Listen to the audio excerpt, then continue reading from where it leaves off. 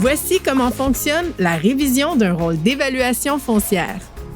Il s'agit d'un exercice obligatoire pour toutes les municipalités du Québec en vertu de la loi sur la fiscalité municipale. Le rôle d'évaluation foncière est un résumé de l'inventaire des immeubles situés sur le territoire d'une municipalité. Sa fonction principale est d'indiquer la valeur de chaque propriété sur la base de sa valeur réelle. La valeur réelle est le prix le plus probable qu'accepterait de payer un acheteur potentiel pour une propriété lors d'une vente de gré à gré, dans les conditions du marché qui prévalait au 1er juillet de l'année précédant le dépôt du rôle.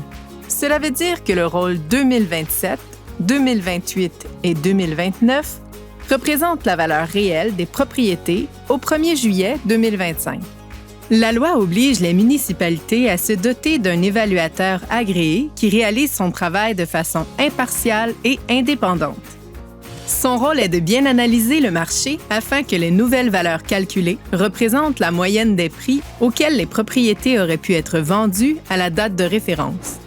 Pour faire une évaluation, il s'appuie sur de multiples informations. Il crée, entre autres, un dossier de propriété pour chaque propriété située sur son territoire. Lorsque vient le temps de déterminer la valeur foncière d'une propriété résidentielle unifamiliale, l'évaluateur utilise deux méthodes.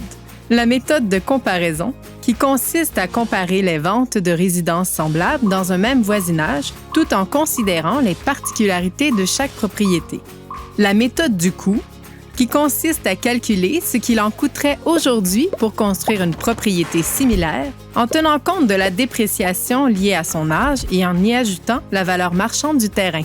Plusieurs particularités sont prises en compte par l'évaluateur pour déterminer la valeur d'une propriété résidentielle, notamment le secteur, la dimension du terrain, la superficie habitable ou la dimension du bâtiment, l'âge de la propriété, la qualité de la construction, le type de possession.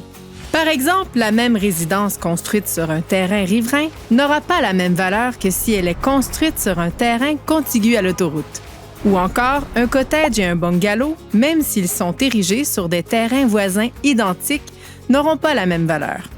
Plusieurs facteurs peuvent expliquer une variation entre la valeur marchande de votre propriété, soit le prix auquel vous pourriez la vendre demain matin, et sa valeur inscrite au rôle d'évaluation.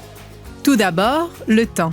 Rappelons que la valeur de votre propriété au rôle reflète les conditions du marché au 1er juillet de l'année précédant son dépôt. Cela veut dire qu'il y a un écart de 18 mois entre la date de référence et la date d'entrée en vigueur du rôle. Il se peut donc que la valeur de votre propriété au rôle d'évaluation ne reflète pas les conditions actuelles du marché immobilier. Aussi, l'état du bâtiment. L'évaluation d'une propriété tient compte de l'état du bâtiment lors de la dernière vérification. Les vérifications effectuées pour mettre à jour le dossier de propriété ont lieu environ aux 9 ans ou lors d'une vente ou de la réalisation de travaux faisant suite à l'octroi de certains permis. Ainsi, si depuis la dernière vérification de l'évaluateur, vous avez effectué des travaux significatifs, il se peut qu'il ne soit pas encore porté au rôle d'évaluation. Si la valeur foncière de votre propriété venait à augmenter, cela n'entraînerait pas la même augmentation de votre compte de taxes.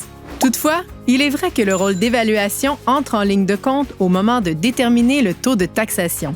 En fait, c'est la valeur foncière de toutes les propriétés sur le territoire qui permet d'assurer le partage équitable du coût des services municipaux entre les propriétaires et d'offrir les services aux citoyens. Suivant l'entrée en vigueur d'un nouveau rôle, un avis d'évaluation est envoyé par la poste à tous les propriétaires. Sauf exception, la nouvelle valeur foncière est en vigueur pour 3 ans. Si vous souhaitez la contester, il est possible de le faire jusqu'au 30 avril, suivant l'entrée en vigueur du rôle. En cas de doute ou de questionnement, n'hésitez pas à communiquer avec le service d'évaluation de la MRC.